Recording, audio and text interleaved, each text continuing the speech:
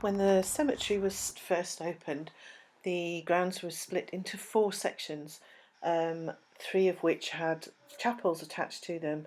Unfortunately, the only chapel left standing is the Anglican chapel there.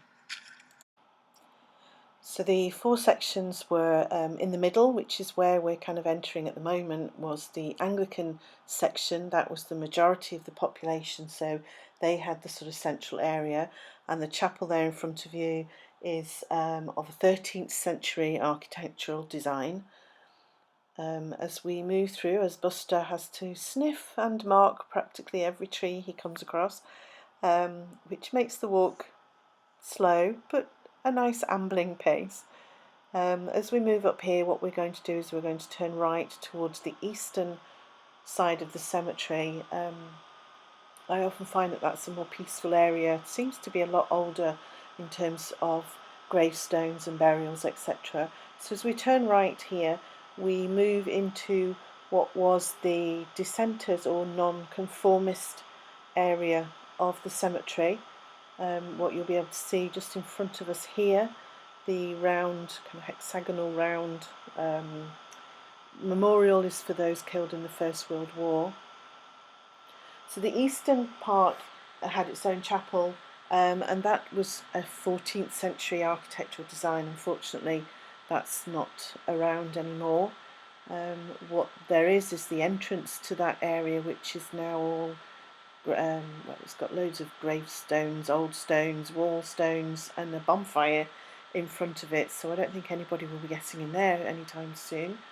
And the third area was for Roman Catholics. That was in the western area of the cemetery. Their chapel was more of a sort of Norman style, 11th, 12th century Norman style chapel, and again that's no longer here.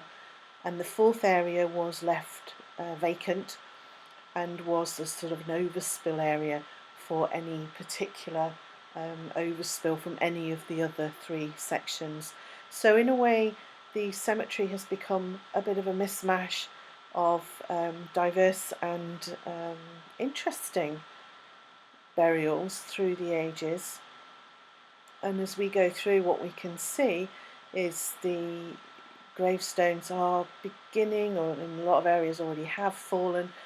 The ground has moved, and they're quite rickety, some of them, which is a real shame. Some of them have snapped, some, as you can see, leaning over there.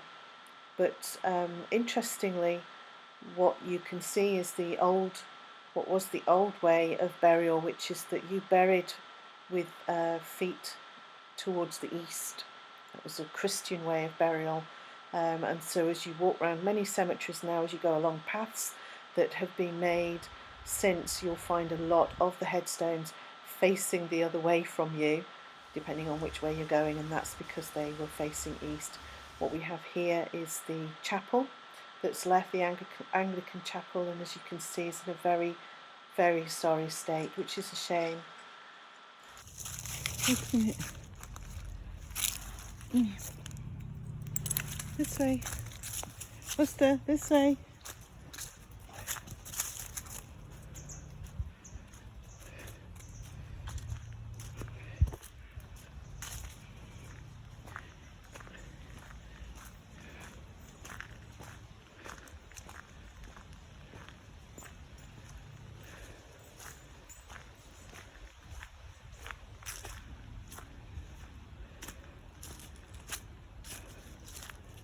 Leave that.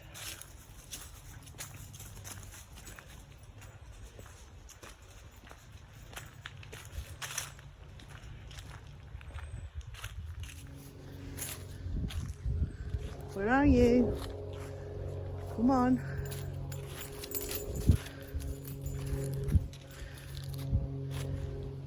This stick? Where is it?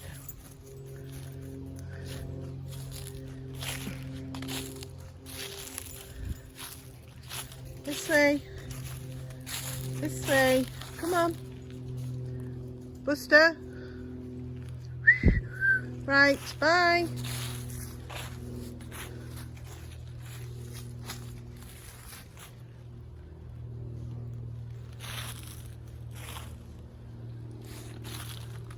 Come on, I'm here.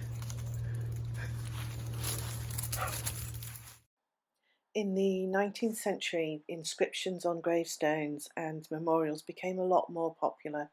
And so what you'll see is a lot more elaborate ways of commemorating and memorialising events. So we had there the um, colliery, the Bedford Colliery explosion in 1886 here in Leigh, and there was the memorial there. We also have seen previously the World War One memorial, and the Wicker more recent installation is also part of the commemoration of the First World War. Actually is commemorating a particular uh, resident, ex-resident of Leigh, Alfred Robert Wilkinson, who was awarded the Victoria Cross in World War One for volunteering to deliver a message that had actually already seen 4 runners killed in attempting to deliver it. It involved running through 600 yards of machine gun fire, and that was why he was awarded the Victoria Cross for that. He survived the war. He returned to Leigh. He worked down mines for a while. He was a home guard in World War II, but unfortunately died at the age of 43 due to carbon monoxide poisoning down the mine. You may wonder why I have such an interest in gravestones, cemeteries, etc. It's not macabre, I can promise you that. I've no idea really where it comes from. My dad was an undertaker for 30 years after he left the police force, so maybe there's some kind of genetic blueprint in there that draws me towards this kind of thing. But one of the things, just to end with, I would like to share with you just some of the inscriptions that I found. Unfortunately, not in Leigh Cemetery.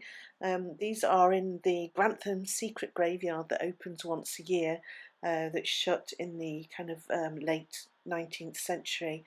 And these are just some of the gravestones with their inscriptions.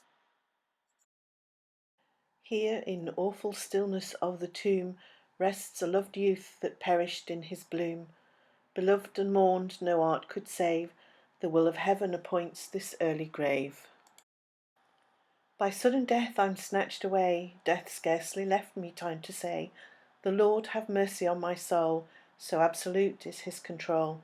Reflect when thou my grave doth see, the next that's made may be for thee. How short the date of human things, how transient are the joys, the flower that in the morning springs, the evening shall destroy.